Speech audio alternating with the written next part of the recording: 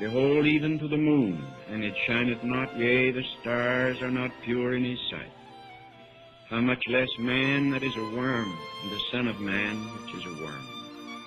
Psalm 22. But thou art holy, O thou that inhabitest the praises of Israel. Proverbs 9:10. The fear of the Lord is the beginning of wisdom, and the knowledge of the holy is understanding. Isaiah 6:3. One cried unto another and said, Holy, holy, holy is the Lord of hosts. And the whole earth is full of his glory. They say that when Leonardo da Vinci painted his famous Last Supper, that he had little difficulty with any of it except the faces. Then he painted the faces in without too much trouble, except one. He did not feel himself worthy to paint the face of Jesus. He held off and kept holding off, unwilling to approach it, but knowing he must. And then in the impulsive carelessness of despair, he just painted it quickly and let it go. There's no use, he said. I can't paint it.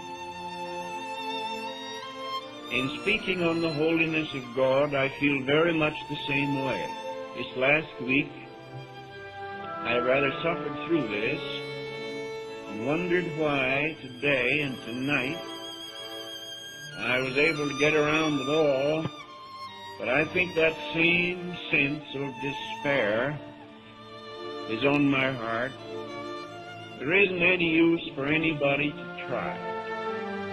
If it's an orator, he can play his oratorical harp, but it sounds tinny and unreal, and when he's through, you've listened to music, but you haven't seen God. I suppose that the hardest thing about God to comprehend is his infinitude. I know that intellectually that's the hardest thing to grasp. But you can talk about the infinitude of God and not feel yourself a wonder.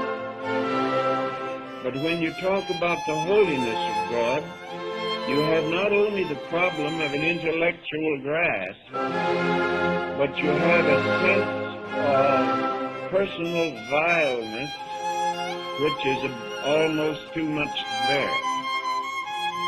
Now, the reason for this is that we are fallen beings. We are fallen spiritually, morally, mentally, and physically. We are fallen in all the ways that men can fall, being what they are. And we are all, and each of us, born into a tainted world. We're born into a tainted world. And we learn impurity from our cradles. We nurse it in with our mother's milk. We breathe it in the very air. Our education deepens it, and our experience confirms it. Evil, impurities everywhere. And everything is dirty. Even our whitest white is dingy gray. And our noblest heroes are soiled heroes, all of them.